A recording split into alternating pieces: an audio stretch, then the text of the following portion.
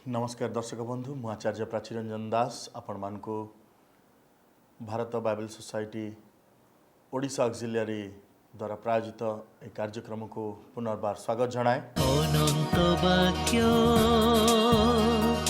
অনন্ত বাক্য परमेश्वरंकर वाक्य ए जगत रे प्रकाशित हवा पूर्वर मनुष्य मानकर मध्यरे ईश्वरंकर ईश्वरत्व को से खंजी देइचंती।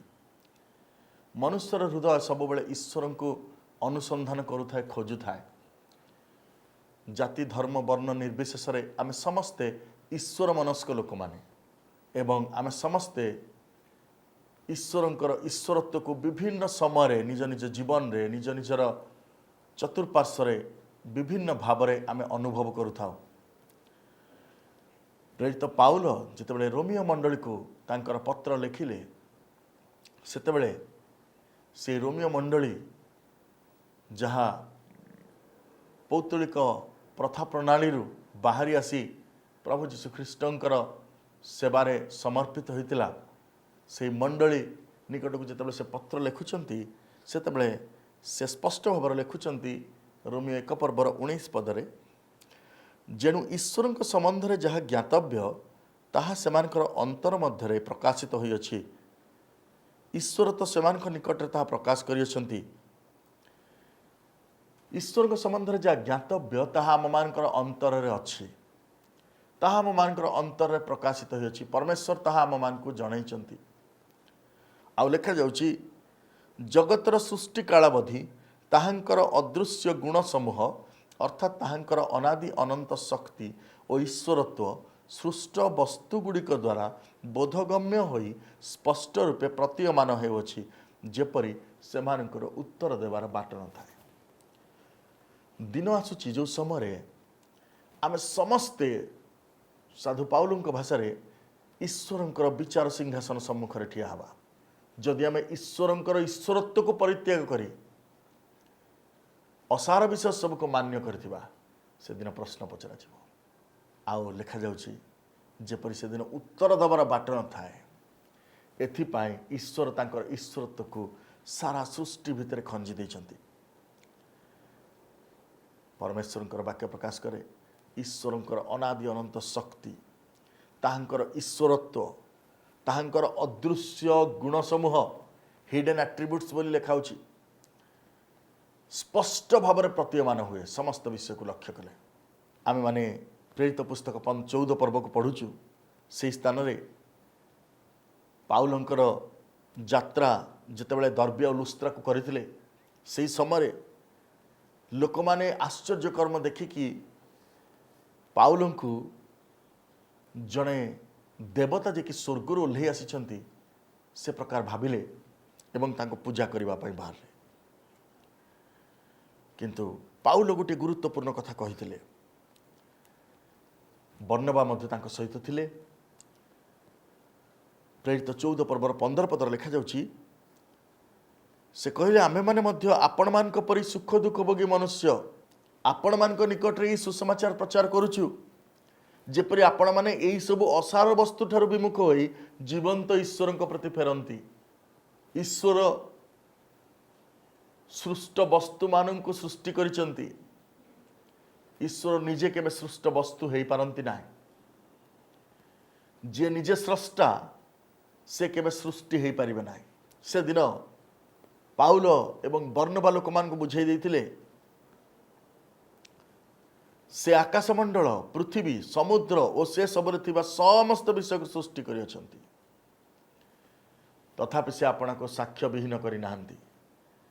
कारण से मंगल करियछंती आ आकाशर वृष्टि और फलदायक ऋतुगुड़िक दे भक्ष्य और आनंद रे आपण मान हृदय को परितृप्त करुछंती। रोमियो मंडली को प्रेरित पाउल कहंती ईश्वर संबंध में ज्ञातव्य विषय आम मान अंतर रे अछि। केबे भाबिचंती परमेश्वर वाक्य प्रकाश करे गीत रचक दाऊद कहंती गीत संहिता 50 पर्व लिखा जाउछि 9 पदर जदि आपण माने तळको पढ़ी आसीबे लिखा जाउछि आम्भे तुम गृहरु कौन वृष कि तुम खुआड़ू कौन छाग नेबा नहीं। କାରଣ ବନସ୍ଥ ପ୍ରତ୍ୟେକ ଜନ୍ତୁ ଓ ସହସ୍ର ସହସ୍ର ପର୍ବତସ୍ଥ ପଶୁ ଆମ୍ଭର। ଆମ୍ଭେ ପର୍ବତମାନର ସମସ୍ତ ପକ୍ଷୀକି ଜାଣୁ ଓ ବିଲର ପଶୁ ସବୁ ଆମ୍ଭର। ଆମ୍ଭେ କ୍ଷୁଦିତ ହେଲେ ତୁମ୍ଭକୁ ଜଣାଇବା ନାହିଁ, କାରଣ ଜଗତ ଓ ତହିଁର ପୂର୍ଣ୍ଣତା ଆମ୍ଭର। ପରମେଶ୍ୱର କହନ୍ତି ସେ କ୍ଷୁଦିତ ହେଲେ କାହାକୁ କହିବେ ନାହିଁ ମୋତେ ଖାଇବା ଦରକାର, ମୋ ପାଇଁ ଖାଦ୍ୟ ଆଣ। ବନସ୍ଥ ପଶୁମାନଙ୍କୁ ନେଇ, କ୍ଷେତ୍ରସ୍ଥ ପକ୍ଷୀମାନଙ୍କୁ ନେଇ ଆମେ ତାଙ୍କ ଉଦ୍ଦେଶ୍ୟରେ ବଳି ପକାଇବା, ଆଉ ଆମେ କହିବା ପ୍ରଭୁ ତୁମେ ମୋର ବଳିକୁ ଗ୍ରହଣ କର, ଆଶୀର୍ବାଦ କର। ଏହା ମଧ୍ୟ ହାସ୍ୟାସ୍ପଦ କଥା। ପରମେଶ୍ୱରଙ୍କର ବାକ୍ୟ ପ୍ରକାଶ କରେ 13 ପଦରେ ଲେଖାଯାଉଛି ସେଇ ଗୀତ ସଂହିତା 50 ପର୍ବର, ଆମ୍ଭେ କ'ଣ ବୃଷ ମାଂସ ଭୋଜନ କରିବା ଅବା ଛାଗ ରକ୍ତ ପାନ କରିବା? କିନ୍ତୁ ତୁମେମାନେ ପରମେଶ୍ୱରଙ୍କ ଉଦ୍ଦେଶ୍ୟରେ ଧନ୍ୟବାଦ ରୂପ ବଳି ଉତ୍ସର୍ଗ କର। ପରମେଶ୍ୱର ଆମମାନଙ୍କଠାରୁ କେବଳ ଧନ୍ୟବାଦର ବଳି ଚାହାନ୍ତି, କେବଳ ତାହାଙ୍କଠାରେ ଆନନ୍ଦ କରିବାର ବଳି ଚାହାନ୍ତି, ତାହାଙ୍କୁ ବିଶ୍ୱାସ କରି ତାହାଙ୍କ ନିକଟରେ ପ୍ରାର୍ଥନା କରିବାର ବଳି ଚାହାନ୍ତି। ସମସ୍ତ ବିଷୟକୁ ସେ ନିର୍ମାଣ କଲେ, ସୃଷ୍ଟି କଲେ, ତାଙ୍କରି ପଦାର୍ଥ ତାଙ୍କ ହାତରେ ଦେଇ ଆମେ କ'ଣ ତାଙ୍କୁ କହିବା ତୁମେ ପରିତୃପ୍ତ ହୁଅ? ସେଥିପାଇଁ ସେଦିନ ରୋମିଓ ମଣ୍ଡଳୀକୁ ପ୍ରେରିତ ପାଉଲ କହିଲେ, ତାହାଙ୍କର ଅନାଦି ଅନନ୍ତ ଶକ୍ତି, ତାହାଙ୍କର ଅଦୃଶ୍ୟ ଗୁଣ ସମୂହ ଆଉ ତାହାଙ୍କର ଈଶ୍ୱରତ୍ଵ ଏହି ଜଗତରେ ଥିବା ସୃଷ୍ଟ ବସ୍ତୁ ଗୁଡ଼ିକ ଭିତରେ ସ୍ପଷ୍ଟ ଭାବରେ ଦେଖାଯାଉଛି। ତେବେ ସେ ବସ୍ତୁର ଶକ୍ତିକୁ ଦେଖିକି ଆମେ ଆଶ୍ଚର୍ଯ୍ୟ ହେବା ନାହିଁ। ପ୍ରତ୍ୟେକଙ୍କଠାରେ ଈଶ୍ୱର ତାଙ୍କର ସାମର୍ଥ୍ୟ ଦେଇଛନ୍ତି। ସେ ବାଘ ହେଉ କି ସିଂହ ହେଉ କି ସାଧାରଣ ଗୋଟିଏ ପିମ୍ପୁଡ଼ି ହେଉ, ପ୍ରତ୍ୟେକ ଈଶ୍ୱରଙ୍କର ବିଭିନ୍ନ ପ୍ରକାର ଅନାଦି ଅନନ୍ତ ଶକ୍ତି ଆଉ ତାଙ୍କର ଅଦୃଶ୍ୟ ଗୁଣାବଳୀକୁ ବହନ କରୁଛନ୍ତି। ତଥାପି ସେଗୁଡ଼ିକ ସୃଷ୍ଟ ବସ୍ତୁ, ତଥାପି ସେଗୁଡ଼ିକ ଈଶ୍ୱରଙ୍କ ଦ୍ୱାରା ସୃଷ୍ଟ, ସେଗୁଡ଼ିକ କେବେ ଈଶ୍ୱର ହେଇପାରନ୍ତି ନାହିଁ। ଆମେମାନେ ଭଲ ଭାବରେ ଜାଣିଛୁ ଏହି ସୃଷ୍ଟ ବସ୍ତୁ ଗୁଡ଼ିକ କେବେ ଈଶ୍ୱର ହେଇପାରନ୍ତି ନାହିଁ। ତଥାପି ଆମେ ନିଜର ଅବୋଧ ମନକୁ ଅନ୍ଧକାରମୟ କରି ରଖିଛୁ।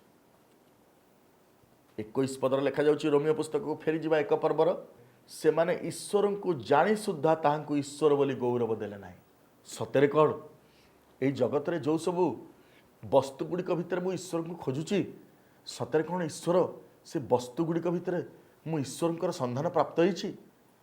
ଈଶ୍ୱରଙ୍କ ଦ୍ୱାରା ସେଗୁଡ଼ିକ ସୃଷ୍ଟି ହେଇଛି, କିନ୍ତୁ ମୁଁ ଜାଣି ସୁଦ୍ଧା ଈଶ୍ୱରଙ୍କୁ ଗୌରବ ଦେଇନି। କେତେ ଦୁଃଖର ବିଷୟ ମୋର ପ୍ରିୟ ଭାଇ ଭଉଣୀମାନେ। ଆଜି ଲେଖାଯାଉଛି ସେମାନେ ଈଶ୍ୱରଙ୍କୁ ଗୌରବ ଦେଲେ ନାହିଁ କି ଧନ୍ୟବାଦ ଦେଲେ ନାହିଁ, କିନ୍ତୁ ଆପଣା ଆପଣା ଅସାର ତର୍କ ବିତର୍କରେ ଜଡ଼ିତ ହେଲେ। ଆମେ ଅସାର ତର୍କ ବିତର୍କରେ ଜଡ଼ିତ ହେଉଛୁ।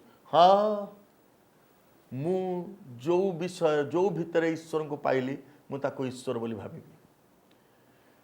ଯେଉଁଟା ଭିତରେ ମୁଁ ଈଶ୍ୱରଙ୍କର ଈଶ୍ୱରତ୍ୱକୁ ଦେଖିପାରିଲି, ଉପଲବ୍ଧି କରିପାରିଲି, ମୁଁ ତାକୁ ଈଶ୍ୱର ବୋଲି ଭାବିବି। ଈଶ୍ୱର ଗୋଟେ ଭାବ। ପରମେଶ୍ୱର କହିଲେ ନାଇଁ, ଈଶ୍ୱର ଜଣେ ବ୍ୟକ୍ତିତ୍ୱ।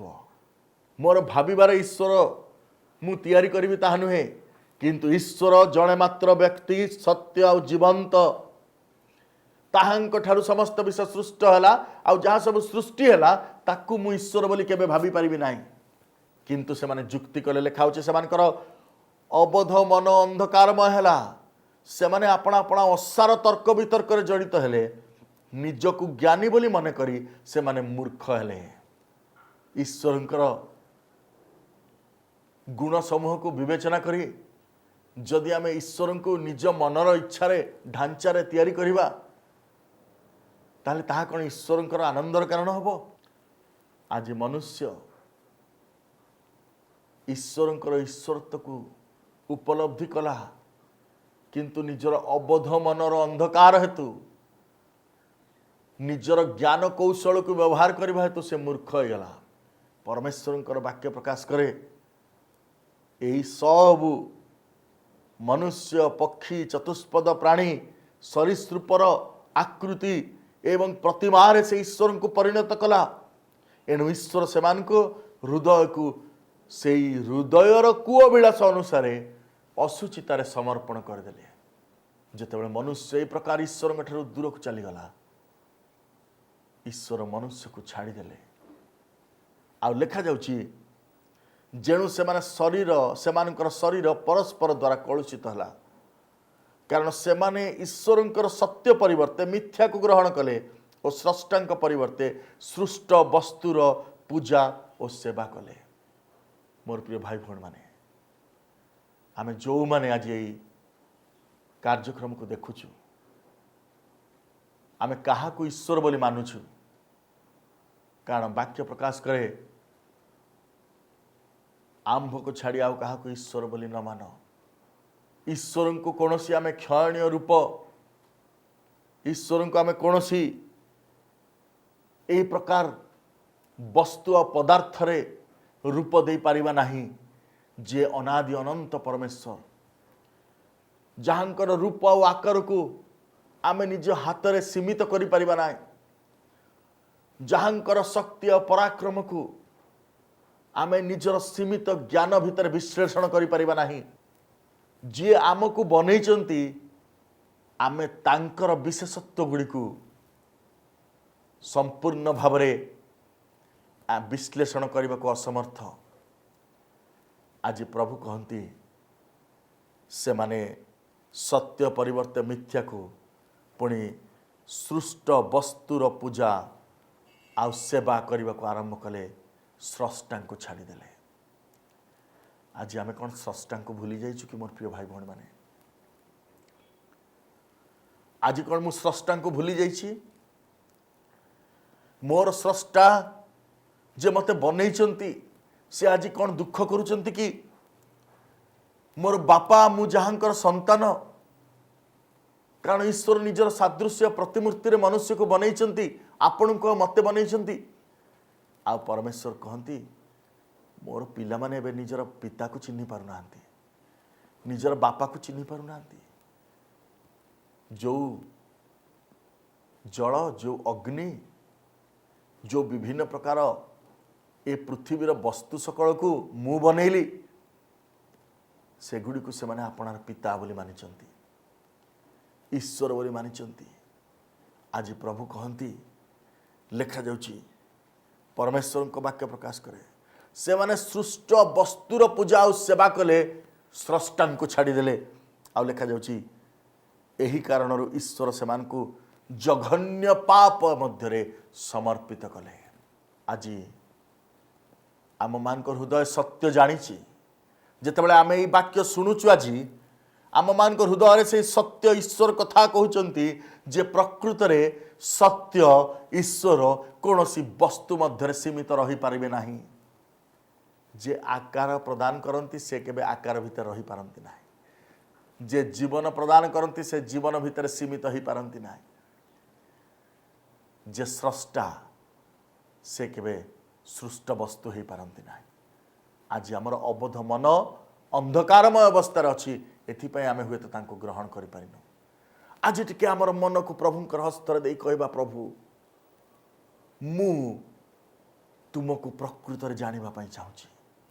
आमे माने से रोमियो पुस्तक 1 पर्वर आरंभ को जते पढ़ौछु 18 पद लिखा जाउची से माने अधर्म रे सत्य को प्रतिरोध करंती से मानकर समस्त अपवित्रता और अधर्म विरुद्ध रे स्वर्गरु ईश्वरंकर क्रोध प्रकाशित होची। आज आमे जदि ईश्वर को अग्राह्य करिछु जदि आमे सत्य परमेश्वर को छाड़ी दे मिथ्या एवं अवस्तु पाखरे निजर सेवा को समर्पित करिछु ताले परमेश्वर को वाक्य प्रकाश करे तुमे माने दंडर पात्र। मोर प्रिय भाई भौण माने ईश्वर को क्रोध आम मान को पर न बर्तु आमे माने आउ ए सृष्ट वस्तुर सेवा न करी स्रष्टा जे कि जीवित परमेश्वर तांकर सेवा करबा पाए निज निजर हृदय को बड़ाओ। बहुत सहजरे आमे बुझी जिबा कारण वाक्य प्रकाश करे ए सृष्ट वस्तु भितर ईश्वरंकर ईश्वरत्व अछि तुमे ईश्वर को बुझी जिवो। तुमर अज्ञान मन अंधकाराच्छन्न अछि बोली तुमे बुझी पारिन थरे मात्र प्रभुंकर पाद तले समर्पित कर दियो आ कहि दियो प्रभु मोर ए अंधकारमय मन को आलोकित कर दियो।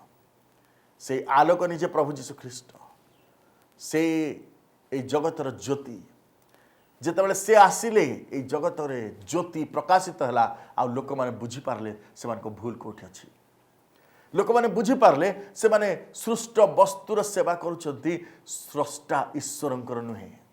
आज परमेश्वर आम मान निमंते प्रभु जीशु ख्रीष्ट को ए पृथ्वी को पठे ज्योति स्वरूप करी जेपरी आमर अबोध मन आउ अंधकारमय हेनी किंतु आमे माने आलोक रे सब किछि स्पष्ट भाव देखि परिबा। आमे जानि परिबा आमर पिता ईश्वर किए, आमे जानि परिबा आमर परमेश्वर किए, आमे जानि परिबा आम मानकर निमंते ईश्वरंकर आश्चर्य योजना जहाँ से आम पाई रखिछंती। मोर प्रिय भाई भौन माने निज निजको प्रभुंकर पाद तले समर्पित करी कहि दो, प्रभु मोर अबोध अंधकार मन को संपूर्ण भाव रे तुमे दूरीकृत करी मते छुई दियो, मते तुमर परिचय दियो, मते तुमर सत्यता को जानिबा पई सहाय्य कर। प्रभु जीशु ख्रीष्ट को अनुग्रह आम मानकर सहवर्ती हंतु। आमेन। অনন্ত বাক্য অনন্ত বাক্য অনন্ত বাক্য অনন্ত বাক্য।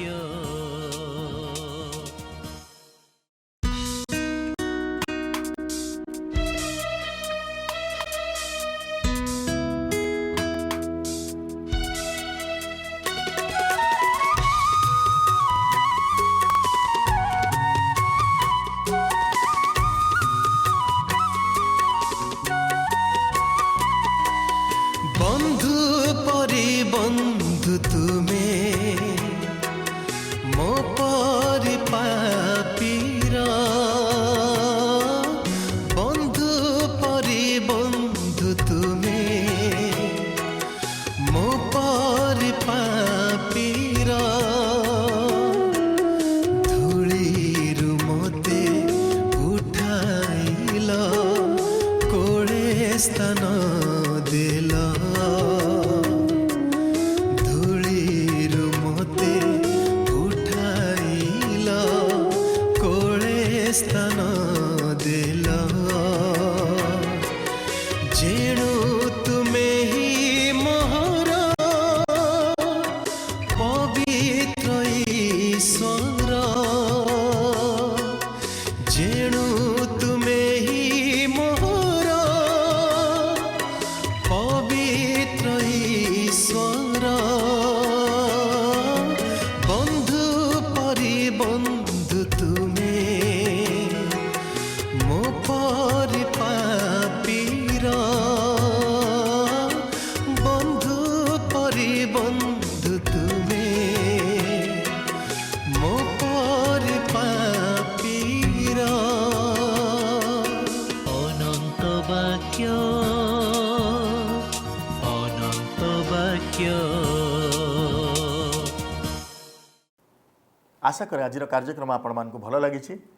जदि आपण आम मान सहित जोगाजोग करने को चाहती ताले परदा उपरे दिया जाइतिबा नंबर रे आम मान सहित जोगाजोग करंतु। पत्र माध्यम रे आपण माने मध्य जोगाजोग करि परिबे। जो एड्रेस दिया जाइछि स्क्रीन उपरे। आओ जदि आपनकर कोनोसी प्रार्थना निवेदन अछि तेबे आम मान को ताहा जणांतु। आम माने आपण मान को पई प्रार्थना करिबो। धन्यवाद। आसु आमे आजिर वाक्य निमंते प्रार्थना उत्सर्ग करवा। प्रिय प्रभु आमे तुमर धन्यवाद करुछु। ए जगतर अंधकार मध्य आम मानकर असार मन अबोध मन अंधकारमय हे आमे माने हुए तो ईश्वरंकर ईश्वरत्व को गुरुत्व दे पारिना। आमे माने आज सृष्ट वस्तु मध्य आमर पृथ्वीर ए जगतर स्रष्टा को खोजबार लगिछु। आमे माने इतस्तत हो जाइछु। आमे माने ज्ञानी बोली मन करी आमे माने ज्ञानी बोली मन करी मूर्ख हो जाइछु। पिता आमे प्रार्थना करुछु तुमर से दया करुणा मंगल दान तुमे आम मान को पर बर्ताओ जेपरी आमे माने प्रभु जीशु ख्रीष्टंकर से ज्योति रे ज्योतिर्मय हेई सब किसी स्पष्ट भाव में देखि परिबु। आमे माने आ झुंटी पड़िबु नाही किंतु तुमर सत्यता एवं तुमर से आश्चर्य उपस्थिति को अनुभव करू करू सत्य जीवंत परमेश्वर परिचय प्राप्त हबो। अनुग्रह कर। सब गौरव तुम्हें पाओ, सब महिमा तुम्हें पाओ। ତ୍ରାଣକର୍ତ୍ତା ମୃତ୍ୟୁଞ୍ଜୟ ଶୀଘ୍ର ଆସୁଥିବ ଯୀଶୁଙ୍କ ନାମରେ ମାଗିଲୁ ଆମେନ୍। ଅନନ୍ତ ବାକ୍ୟ